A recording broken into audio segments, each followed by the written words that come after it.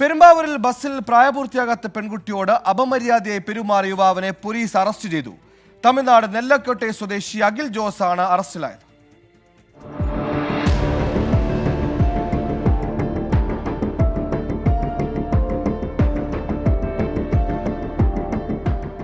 ആലുവയിൽ നിന്ന് പെരുമ്പാവൂരിലേക്ക് പോകുന്ന KSRTC ബസ്സിൽ വെച്ച് രാവിലെ 10 മണിയോടെയാണ് സംഭവം. ബസ് മാറമ്പിള്ളിയിലെത്തിയപ്പോൾ പ്രതി അഖിൽ ജോസ് പെൺകുട്ടിയോട് അപമര്യാദയായി പെരുമാറുകയായിരുന്നു.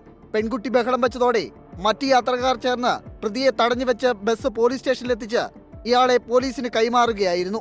എറണാകുളത്ത് വാടകയ്ക്ക് താമസിക്കുന്ന പ്രതി പെരുമ്പാവൂർ ഇരിങ്ങോളിൽ കൺസ്ട്രക്ഷൻ സൈറ്റിലെ ജോലിക്കാരനാണ്. പെൺകുട്ടിയുടെ മൊഴിയുടെ അടിസ്ഥാനത്തിൽ പെരുമ്പാവൂർ പോലീസ് ഇയാൾക്കെതിരെ പോക്സോ അടക്കമുള്ള വകുപ്പുകൾ പ്രകാരം കേസെടുത്തു.